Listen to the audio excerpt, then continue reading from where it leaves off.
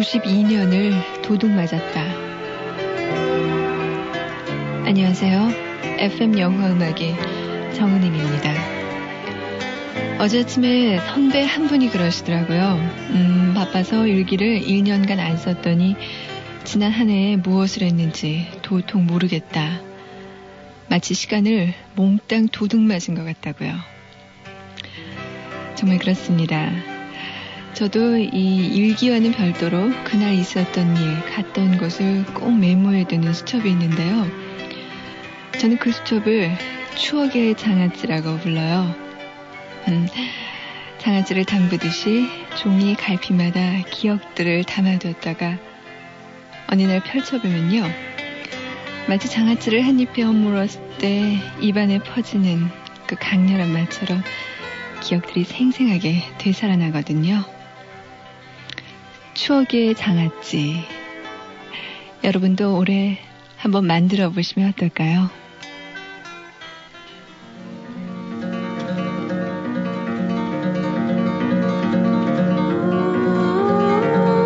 Le jeune facteur est mort. Il n'avait que 17 ans.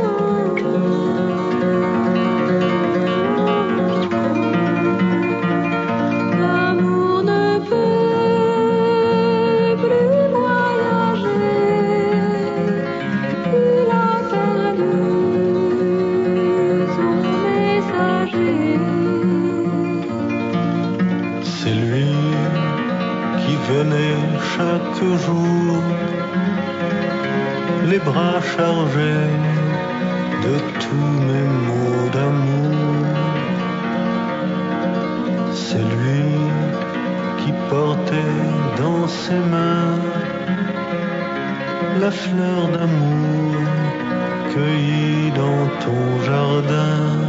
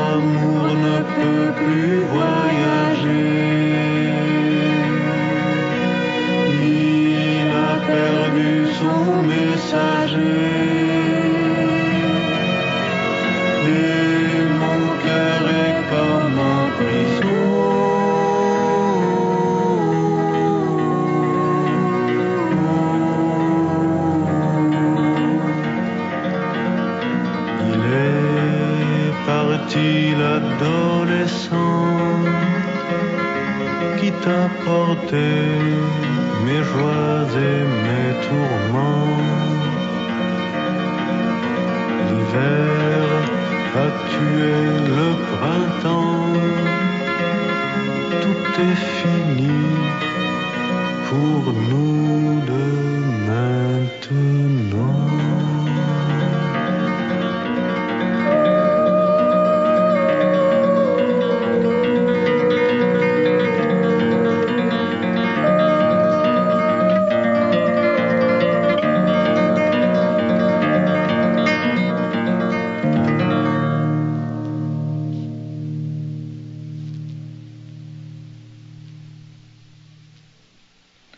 대구 수성구 중동의 도은정 씨가 신청하신 곡 영화 고독한 보행자 중에서 우편 배달부 조지 무스타키의 노래였습니다. 이분은 대구 남구 대명 5동의 김현숙 씨가 예쁜 카드를 보내주셨는데요. 25의 나이에 쑥스러움을 무릅쓰고 처음으로 글을 띄우신다고요. 만약에 이 글이 소개된다면 앞으로 계속 대화를 나누실 생각이시라고요. 자, 앞으로 계속 이 김현숙 씨와 저는 대화를 나눌 수 있겠네요. 김현숙 씨는요, 지난 영화 베스트 10 시리즈 중에서 5위가 무엇인지 잘 모르겠다고요. 그날 못 들었다고 하셨는데요. 좋은 영화 베스트 10 중에서 5위는요, 마이걸이었습니다. 서울 양천구 신정 6동의 김나리 씨는요, 얼마 전에 방영한 비틀주스 중에서 그 죽은 부부 중에 남편이 알렉 볼드윈인지 윌리엄 볼드윈인지 모르겠다고 하셨는데요. 알렉 볼드윈이었죠. 이 둘이 형제인 건 사실인데요. 이 윌리엄 볼드윈은 알렉 볼드윈의 동생입니다. 동생 윌리엄은 백드래프트 분노의 영유에서 이 커트 러셀의 동생 역으로 나왔었고요. 형 알렉은 영화 워킹걸에서 멜라니 그리피스의 전 애인, 그리고 결혼하는 남자에서는 킴 베신저의 그 상대 역으로 나왔었죠. 사실 이 두 사람은 실제로 부부기도 하고요.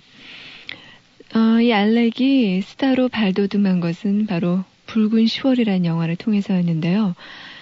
붉은 10월은 소련 원자력 잠수함의 이름이죠. 이 원자력 잠수함이 미국으로 망명하려고 합니다. 이 영화에서 숀 코네리가 이 붉은 10월 후의 함장이었고요.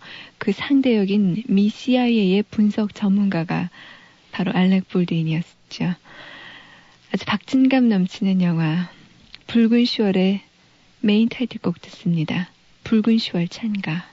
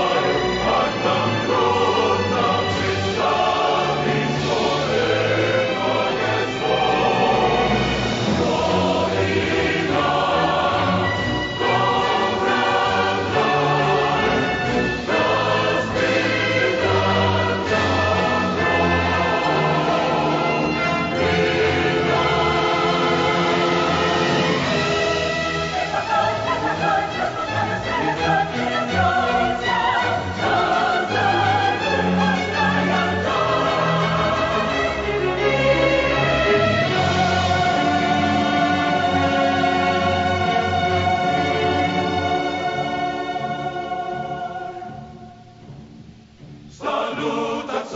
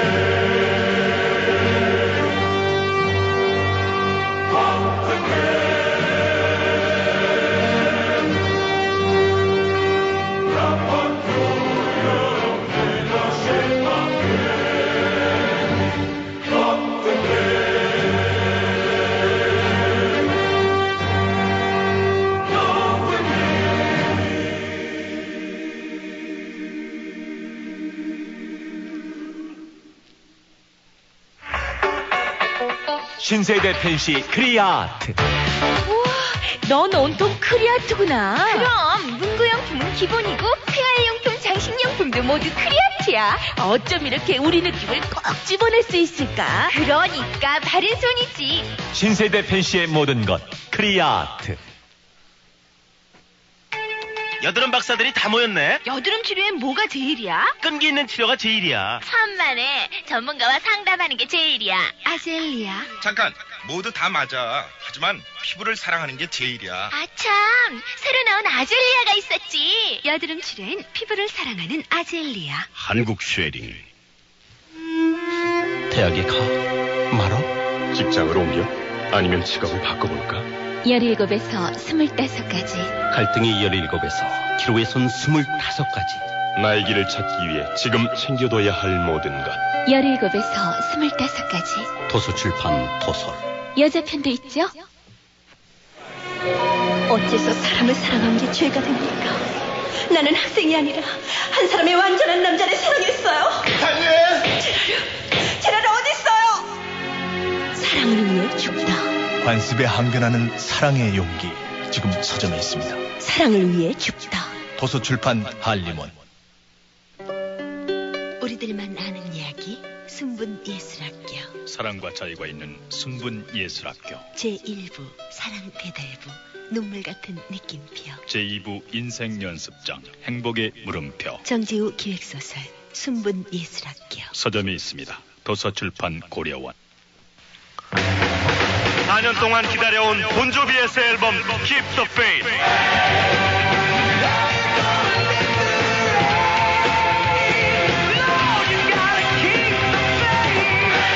지금 폴리그램에서 그들과 만나십시오.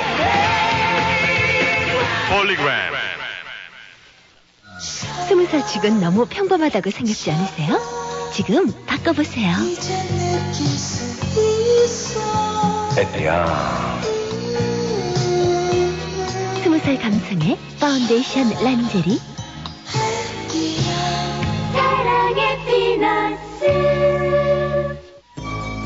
세계를 침묵시킨 범죄의 공포. 미스테리의 거장 토머스 에리스가 그린 양들의 침묵. 감동을 증폭시킨 또 하나의 소설 레드 드래곤. 화제 베스트셀러 양들의 침묵. 레드 드래곤. 서점에 있습니다. 도서출판 고려원. 새로운 라면을 만든다는 건 쉬운 일이 아니지. 하지만 내가 어렸을 때 할아버지께서는 맥을 이어야 한다고 말씀하셨어. 엄선된 원료와 기술, 나만의 영감. 그래, 맛으로 해냈어. 이 새로운 라면을 라면 맥이라 불러야지. 라면의 맥은 삼형이 이어야 해. 얼큰한 해맛, 라면 맥. 피로가 몰려오는 이 시간, 뭐 상큼한 거 없을까? 맞아, 레모나. 피로회복 기미 주근깨 비타민C 레모나. 상큼해. 자기 전에 레모나 하나. 내일 아침엔 개운할 거야. 경남제약 레모나. 정말 상큼한데? 소설 토정 비결을 아십니까? 네, 힘과 희망을 주는 소설이죠. 소설 토정 비결이요? 한국인이라면 읽어야 할 책 아닌가요? 전 감동으로 밤을 꼬박 샜어요. 선도의 대가 토정 이지함, 그 목소리가 들려온다. 소설 토정 비결. 도서출판 해냄. 여자는 무엇으로 사는가? 자존심 세고 능력 있고 멋진 새 여자의 이야기. 유리구두. 타고난 재능을 발휘하며 성공을 꿈꾸는 새 여자의 사랑과 우정을 그린 소설 유리구두. 당당한 여성이라면 아름다운 유리구두와 꼭 만나십시오. 도서출판 청조사. FM 영화음악 정은인과 함께하고 계십니다. 프랑스의 세계적인 영화 전문지 하면은 까이에 듀 시네마죠. 이 까이에 듀 시네마가 지난 91년에 2000년대를 이끌어갈 세계 감독 20명을 선정했습니다. 물론 미국과 유럽적 감독이 대부분이었었는데요. 동양인 한 사람이 유일하게 포함되어 있었죠. 바로 중국의 첸 카이케 감독이었습니다. 얼마 전에 국내에서도 이 첸 감독의 영화 한 편이 개봉됐었는데요. 바로 현이의 인생, 이 영화였죠. 근데 작품 자체도 좀 난해했지만요. 국내 수입사가 영화를 50여 분이나 단축하는 바람에 그의 영화를 제대로 감상할 수가 없었습니다. 첸카이케 1952년생이니까 올해 42살이네요. 북경 영화 아카데미를 졸업했고요. 황토질한 영화로 데뷔했습니다. 이 영화의 촬영은 학교 동기생인 장이모 감독이 맡았었죠. 이 장이모, 붉은 수수밭, 국도 이런 영화로 유명한 감독이죠. 그 뒤에 첸카이케는 대열병, 아이들의 왕 이런 두세 편의 영화를 완성했습니다. 그리고 89년 천안문 사태 당시에는 미국으로 건너갔죠. 뉴욕대학 교환 학생 자격이었었는데요. 그곳에서 첸 감독은 뮤직비디오를 연출했다고 해요. 영국의 락그룹 듀란 듀란의 Do You Believe in Shame? 이 노래의 뮤직비디오가 바로 첸 카이케의 솜씨라고 합니다. 글쎄요. 광활한 중국 대지에 펼쳐지던 그 영화 현이의 인생과 듀란 듀란. 참 재미있는 비교죠. 그리고 얼마 전에요. 5번째 작품인 패왕 별희를 막 완성했다고 합니다.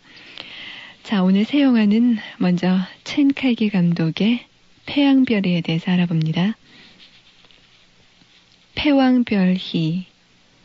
이 작품은 여러 면에서 지금까지의 그의 영화와는 좀 다르다고 합니다. 우선 이 영화는 대만 영화계에서 제작비를 투자했다고 하죠.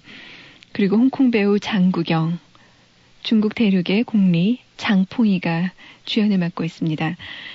그러니까 중국 감독과 홍콩 배우 그리고 대만의 돈이 합쳐진 그야말로 중국 전체의 영화인 셈입니다. 그리고 영화의 공간 배경도 그 이전의 첸 감독 작품과는 무척 다릅니다. 황토지나 현유의 인생 등이 그 주로 중국의 자연과 풍경을 보여줬다면요. 이 영화 패왕별희는 거의 모든 장면이 세트에서 이루어졌다고 해요. 그래서 이런 색다른 시도 때문일까요? 첸 감독은 이 영화를 찍으면서 큰 어려움을 겪었다고 합니다. 그래서 촬영이 끝나자마자 머리를 삭발해버렸는데요. 바로 그 후에 현유의 인생 홍보차 내한했었습니다. 지난 8월이었죠. 패왕별희, 빠이왕비지에는요. 그 중국의 북경 오페라 단원 그리고 그들을 둘러싼 역사적인 상황 이것을 배경으로 하고 있습니다. 이 제목도 패왕이 우희 자신의 첫 우희와 이별하다라는 이런 경극의 내용을 그대로 따고 있죠. 자, 우선 삽입곡 먼저 듣겠습니다. 뿌동, 부동, 이해하지 못한다. 리종칭, 이종성의 노래입니다.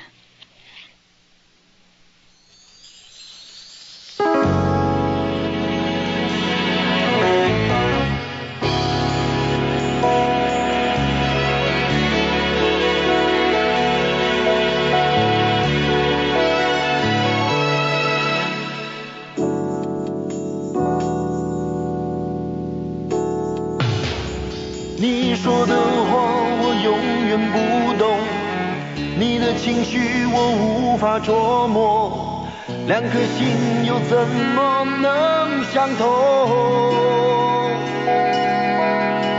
我的心是你似懂非懂，爱情的事仍无法猜透，未来的路又该如何去走？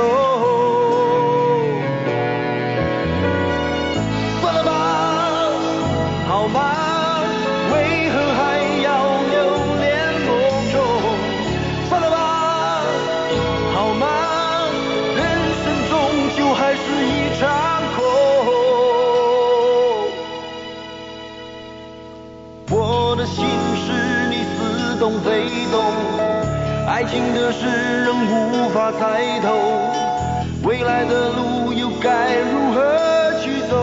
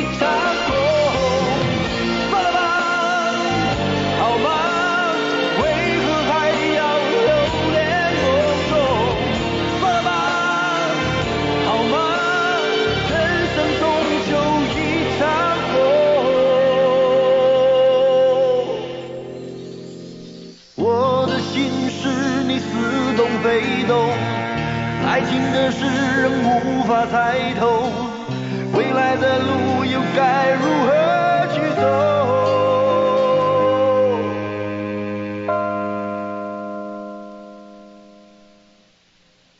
보통 이해하지 못한다. 영화 패왕별이 중에서 들었습니다. 남자들로만 구성된 북경 오페라단. 이 북경 오페라는 흔히 경극이라고 알려진 중국 고유의 예술 형태죠. 중국 청조 말기에 그 황제들에게도 크게 사랑을 받았다고 하는데요. 이 북경 오페라가 대중들에게까지 보급된 것은 20세기가 시작될 무렵이라고 합니다. 이 경극에선 항상 여자 역도 남자들이 다하죠. 자, 이 경극이 어떤 건지 무척 궁금하시죠? 한번 들어볼까요? 패왕별이 이 장면입니다.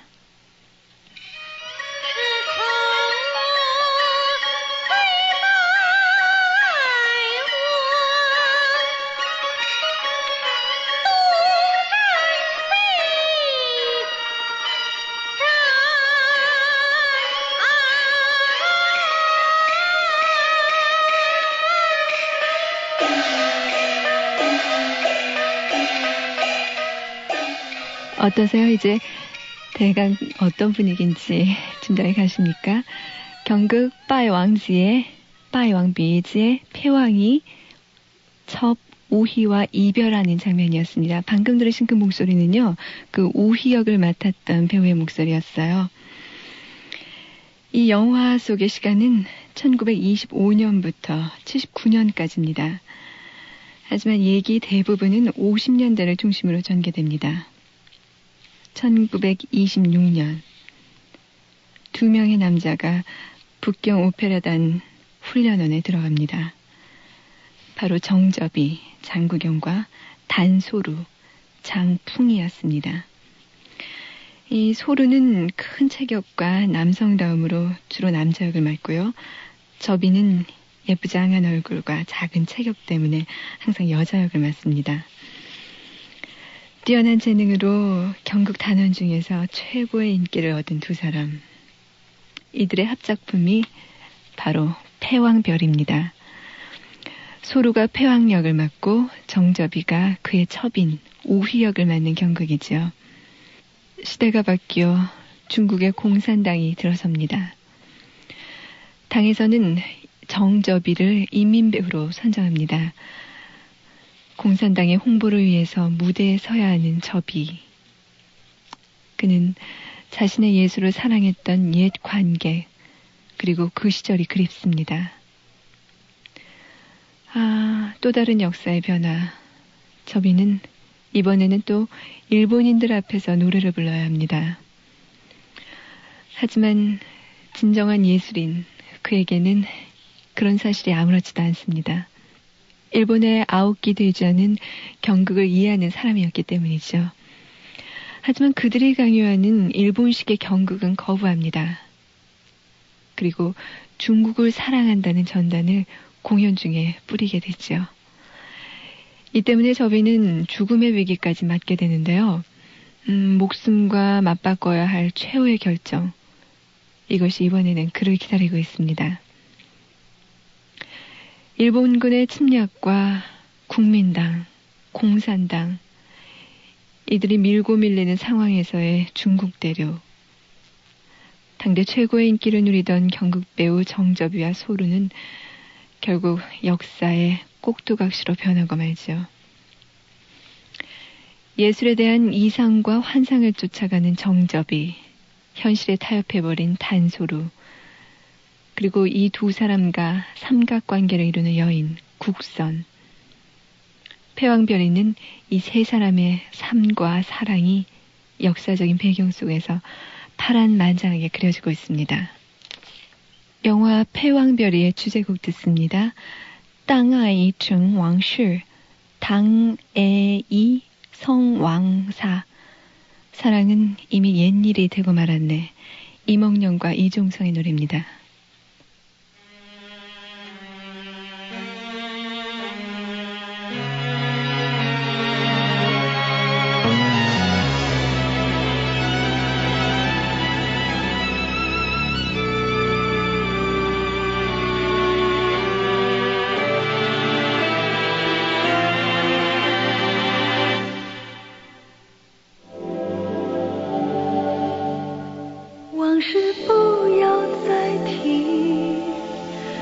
人生一朵风雨，纵然记忆抹不去，爱与恨都还在心里。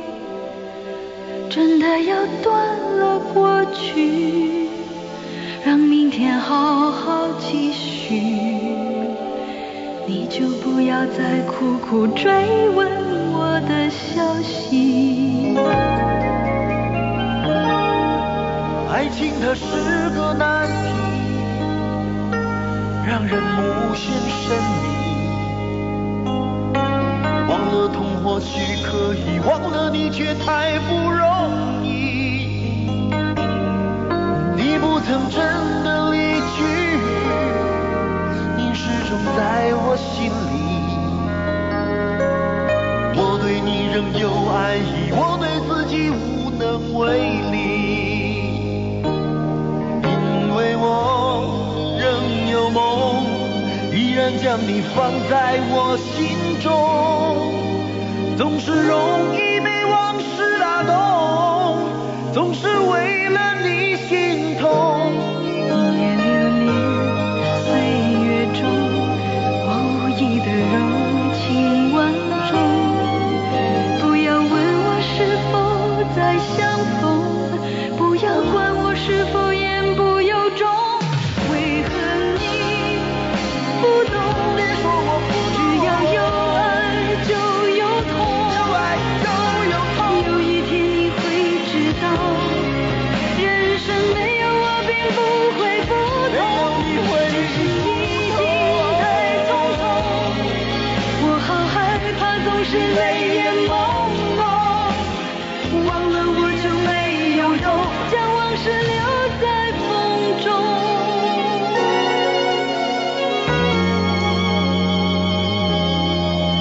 往事不要再提，人生一朵风雨，纵然记忆抹不去，爱与恨都还在心里。真的要断了过去，让明天好好继续。你就不要再苦苦追问我的消息。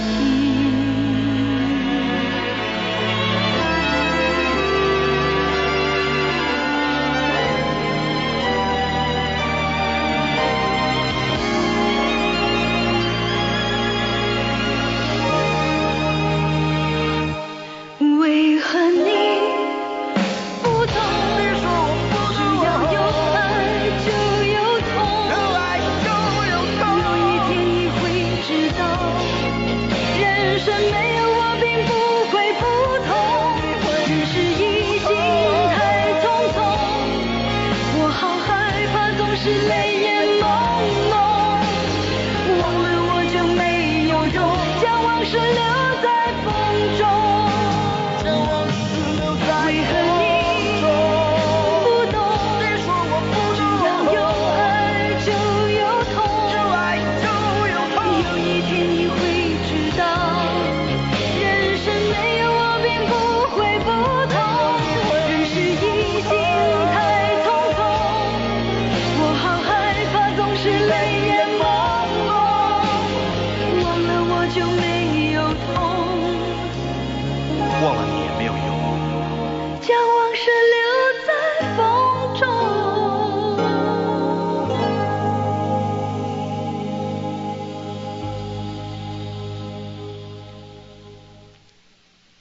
当爱已成往事, 당의 이성 왕사. 영화 태양별의 주제곡이었습니다. 자, 여러분이 아주 많은 분들이 기대하시는 시간입니다. 일주일 내내 이것만을 기대하시는 분들도 있다는 그런 엽서를 많이 받았는데요. 영화평론가 정성희 씨 나와 계십니다. 안녕하세요. 안녕하세요. 새해 첫 만남이 아니라 두 번째 만남이죠? 네, 그렇습니다. 예. 근데 언제나 새롭게 느껴지기 때문에 또 첫 만남이 아닌가 이렇게 또 생각이 드네요. 자, 지난주에 저희가 그 93년 세계 영화의 전망을 주로 프랑스와 미국, 헐리우드 영화 중심으로 알아봤죠? 네. 예, 정성희 씨 오늘은 아시아 영화를 중심으로 한번 보겠습니다. 예. 그리고 아시아 영화의 중심이라면 그것은 우리가 인정하기 싫지만 네. 할 수 없이 인정해야 하는 것, 즉 일본을 중심으로 해서 움직이고 있다는 것을 인정해야 합니다. 네. 그리고 일본 영화는 사실은 이것을 여러분들이 기억하셔야 됩니다.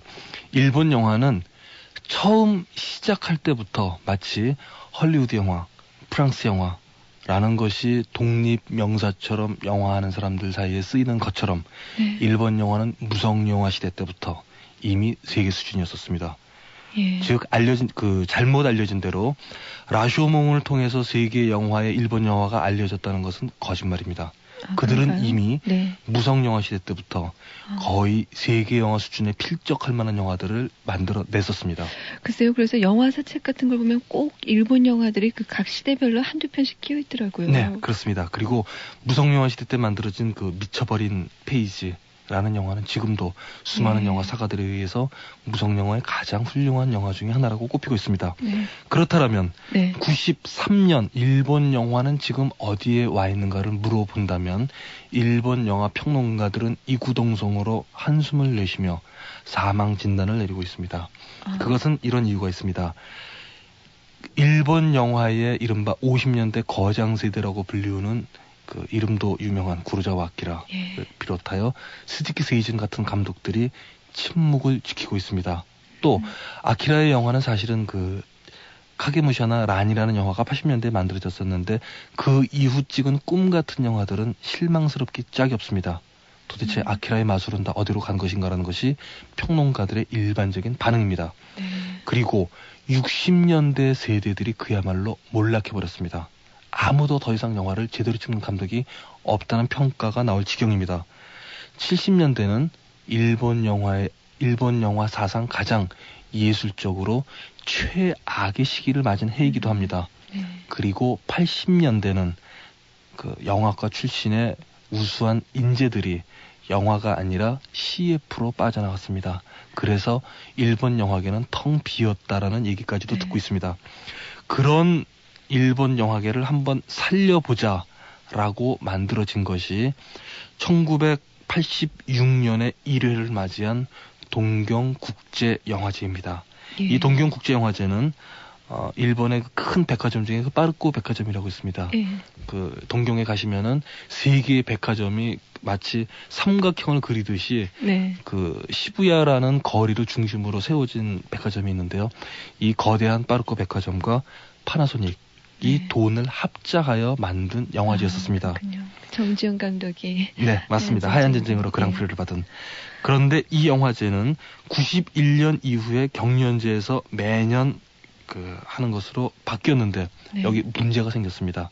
가장 큰 문제는 세계 영화제라는 즉 인터내셔널 필름 페스티벌이라는 타이틀이 붙은 영화제에 규정이 있습니다. 그것은 이 국제 영화제에 출품된 영화는 복수로 추천될 수가 없습니다. 즉 한 영화제에 깐느 영화제에 나간 영화는 동경 영화제에 갈 수 없습니다. 베를린 영화제에 나간 영화는 동경 영화제에 갈 수 없습니다. 베니스 영화제에 나간 영화도 동경 영화제에 갈 수 없습니다. 새로 만들어진 영화제에 세계 영화의 거장들이 출품을 꺼리게 되는 것입니다. 그러다 보니 이 동경 영화제는 어쩔 수 없이 최근에 들어서서 이류 국제영화제라는 평가를 받고 있는 것이 현실입니다. 게다가 90년에 파나소닉이 자본 주주로부터 떨어져 나가면서 경제적으로도 심한 압박감을 받고 있다는 것이 동경영화제 진행위원으로부터 제가 직접 들은 이야기입니다. 그런데 동경영화제는 92년부터 새로운 소규모 영화제를 동경영화제와 합쳐놓고 있습니다. 그것은 다름 아닌 깐느 영화제의 감독 주관이라고 있습니다. 깽제느 헤알리치드라고 15, 16명에 주목할 만한 감독이라는 소규모 영화제가 깐느 영화제에 포함되어 있는데요. 여기에 추천받은 영화를 그대로 옮겨와서 동경영화제 기간 중에 상영하는 계획을 세워놨습니다. 그리고 동경영화제는 점차적으로 깐느와 일정한 선을 잡으려 노력하려는 노력을 계속할 것이라는 얘기를 하고 있습니다. 그런데 제가 지난주에도 말씀드린 말대로 이 시, 즉 유럽 공동체가 결성되고 나면은 동경영화제는 두 가지 중요한 선택 중에 하나를 택해야만 합니다. 어떤 건가요? 그 하나는 네. 말 그대로 유럽과 미국을 연결해주는 교두보로서의 견본 시장 역할을 해야 한다는 것입니다. 만일 이것을 선택하지 않게 되면은 비극적이긴 하지만 아시아 영화를 상대로 한 그야말로 편협한 지역주의 아시아 영화제로 전락할 위험이 있는 것입니다. 전자를 선택하게 되면은 이것은 마케팅, 즉 시장이 되는 것이고 후자를 선택하게 되면 영화제는 될지 모르나 2류로 전락하는 것을 감수해야 합니다. 이러한 와중에 일본 영화 관계자들이나 제작자들은 가장 중요한 것은 이들이 일본 영화에 대해서 관심이 없다는 것입니다. 즉 이들은 오히려 해외 투자를 통해서 프로그램을 확보하는 것에 관심이 있고 더 중요한 것은 그 기업들이 영화에 상당수 투자를 하고 있습니다. 그런데 투자하는 이유는 이 기업들이 세금을 안 내기 위해서입니다. 즉 문화에 투자한 분만큼 일본에서는 거기에 대한 일정 퍼센테이지로 기업의 세금을 면세해주고 있습니다. 그런데 이것이 소니나 마쓰시다 같은 그룹 정도가 되면은 이 일정한 퍼센테이지가 수억 엔에 이른다고 합니다. 그래서 영화에 투자를 하는데 그러나 역시 기업가들은 기업가들입니다. 이 투자액이 어떤 경로를 통해서건 말 그대로 기부하는 것이 아니라 다시 돈으로 회수되는 경로를 만들어내고 있습니다.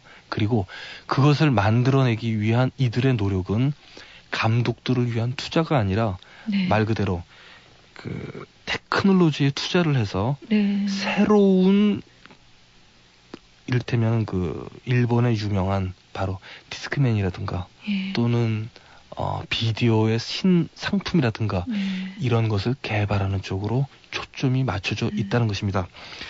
일본에 가보시면은 그 놀랄만한 것이 몇 가지 있습니다. 그 중에 그 꼭 가보셔야 되는 것 중에 하나가 일본에 미국이 아니라 일본에 전 세계 최초의 THX9001 사운드 시스템이 갖춰진 영화관이 세워져 있습니다.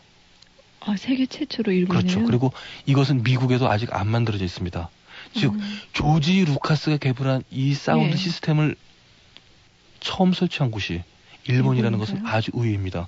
그리고 첫 번째 프로그램이 백드래프트, 바로 분노의 영유였었습니다.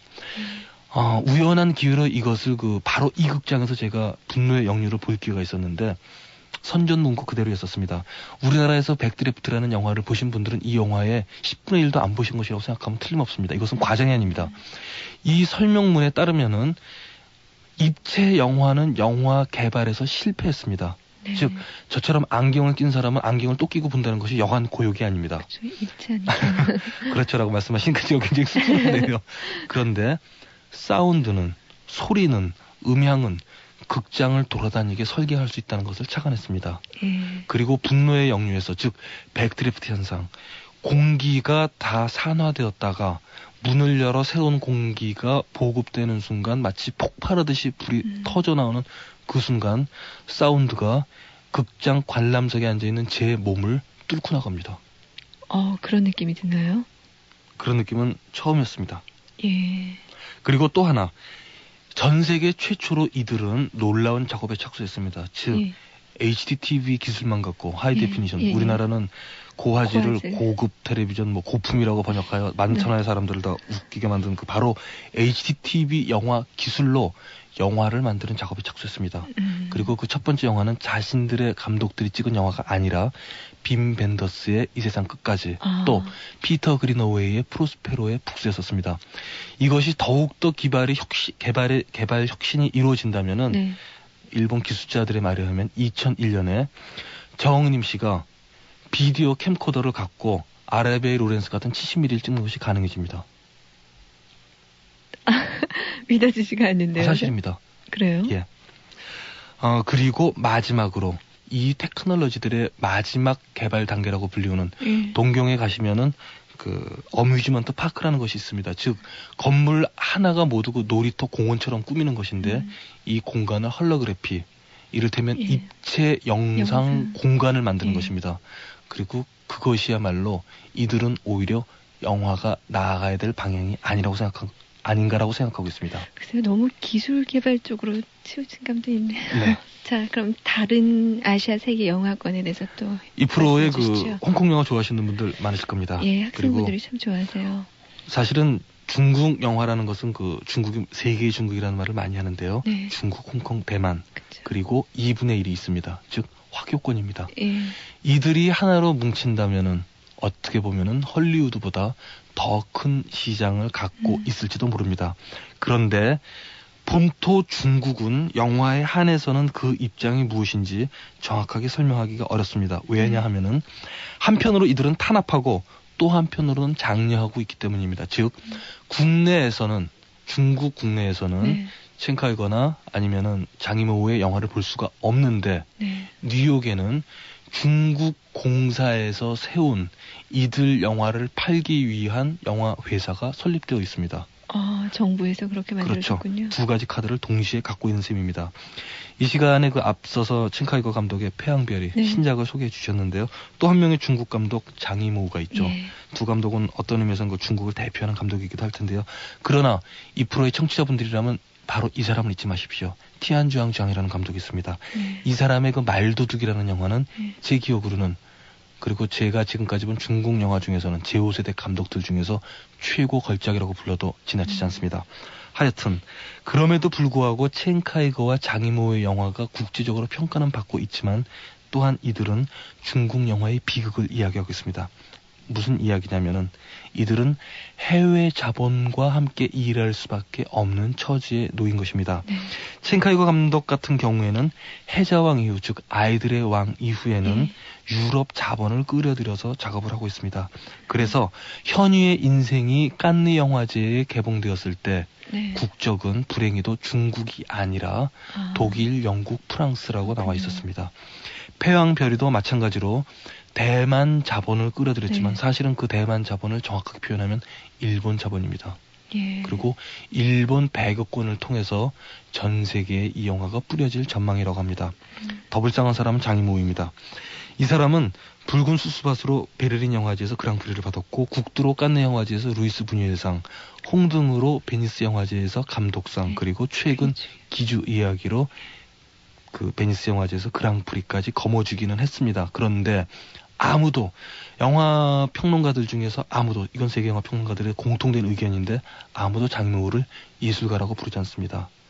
장이모우를 끈질기게 쫓아다니는 별명 또 하나는 영화제용 영화 만드는 기술자. 즉 영화제 심사위원들 입맛에 딱 맞는 영화들을 만들 뿐인 수준이 아니냐라는 것입니다. 네. 그런데 장이모우의 입장으로 보면은 불행히도 그는 그러한 영화를 찍기 위해서는 할 수 없이 영화제 심사위원들 입맛에 맞는 영화를 찍을 수밖에 없는 것입니다. 국내에 자기 영화가 보급되지 않는 그런 상황 속에서 해외 자본을 끌어들이려면은 보증 수표는 영화제 상밖에 없는 것입니다. 붉은 수수밭 이후 일본 자본으로 이 사람은 계속 영화를 만들고 있고 실제로 칸느에 나간 국두와 홍등의 국적은 일본으로 되어 있습니다. 그리고 이것이 대만도 크게 다르지 않습니다.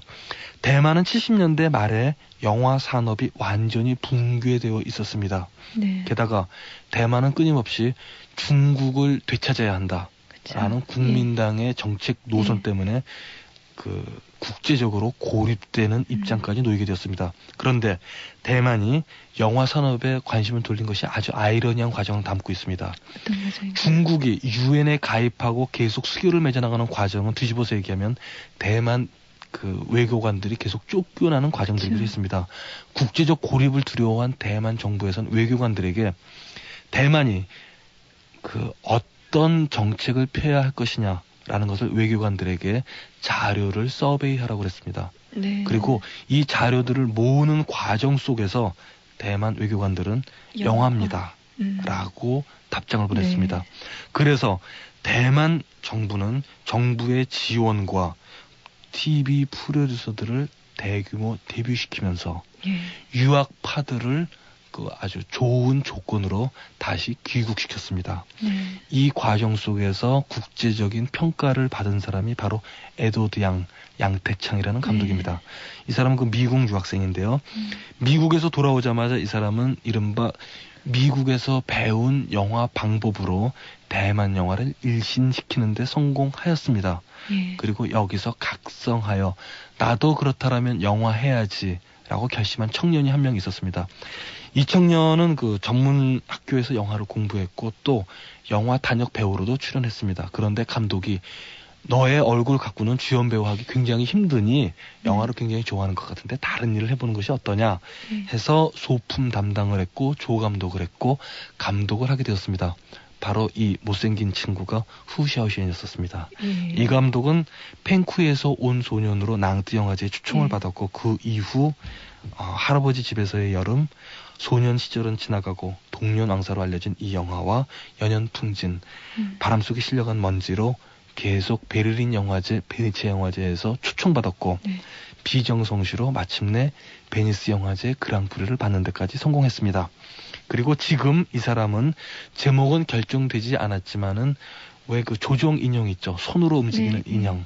그 인형 움직이는 이른바 그 대만의 이런 그 국보라고 그러나요? 인간 문화재가 있는데요.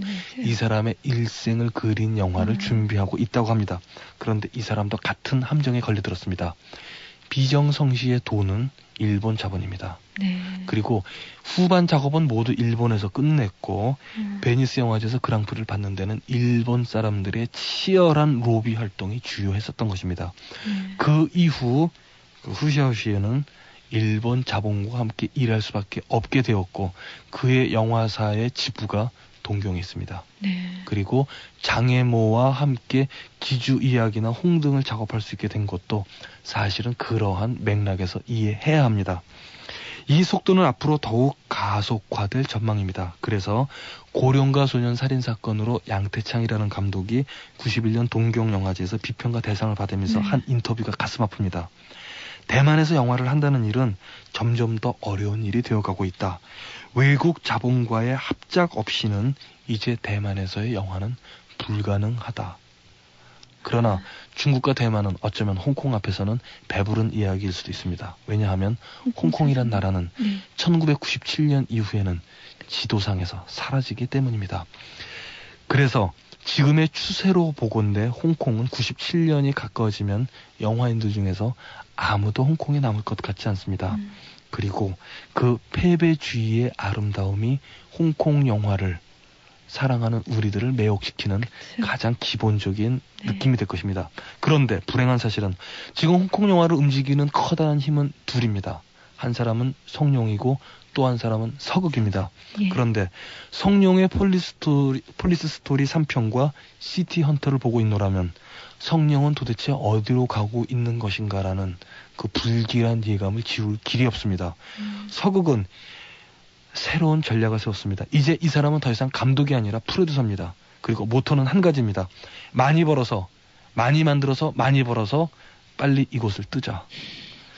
그것이 그 이른바 지금 홍콩에서 가장 주목받을 감독이라 불러 마땅한 열혈라마와 그 아비정전을 찍은 왕가희 감독의 동사서독 사건에서 단적으로 드러나고 있습니다. 동사서독이라는 영화를 왕가희 감독은 기획하면서 그야말로 그 중국 영화의 베이킹 오페라 전통을 받아들여서 무협 영화의 새로운 장르를 펼쳐보겠다는 야심을 갖고 시작을 했었습니다. 기획은 서극이었습니다. 그런데 왕가희가 모르는 사이에 서극은 2편을 동시 진행하고 있었습니다. 그리고 2편을 구정에 맞추어 먼저 개봉하는 전략까지 세웠습니다. 뒤통수를 맞은 것은 왕가희였고 왕가희가 동서서독을 아무리 예술 영화로 찍어본들 2편이 코미디 패러디로 나온 다음이라면 이 예술은 오히려 더 우스꽝스러운 짓이 되는 것입니다. 그야말로 작업장의 분위기는 땅에 떨어졌고 동서서독의 운명은 영원히 만들어지지 않을 아비정전 2편 같은 신세가 되지 않으리라는 보장이 없습니다. 촬영도 중단됐다는 얘기 들었는데요. 네. 그렇다면 누가 남아있는가? 라고 물으신다면 홍콩 영화 좋아하시는 분들한테 이 사람을 추천합니다. 관금붕, 스탠리 콴이라고 불리는 그리고 원영옥으로 장만옥에게 베를린 영화제 여우 주연상을 안겨준 그리고 이 사람은 제 생각에 2001년이 오기 전에 아마도 세계 영화제에서 중요한 상을 거머쥘 것입니다. 예, 사실은 정성희 씨가 오늘 한국 영화, 우리 영화에 대해서도 전망을 해주실 그런 계획이셨는데 시간이 벌써 이렇게 다 돼버렸어요. 이렇게 자꾸만 시간이 모자르죠. 얘긴 재밌었는데. 자, 그러면요. 우리 영화는 저희가 좀 더 시간을 두고 얘기를 해야겠죠. 네. 다음 주 이 시간에 또 우리 영화에 나아갈 길, 그거에 대해서 전망해 그리고 주시죠. 아마 다음 주는 한국 영화에 관한 채찍과 격려가 될 것입니다. 예, 정성희 씨 고맙습니다. 감사합니다. 예, 다음 주에 뵙죠.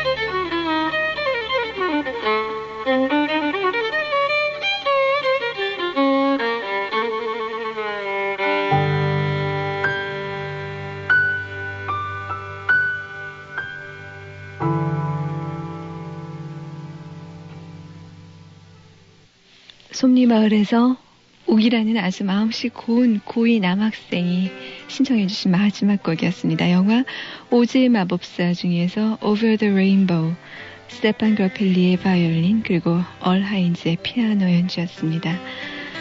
자, 저 정은임은 여기서 인사드릴게요. 편한 밤 되세요.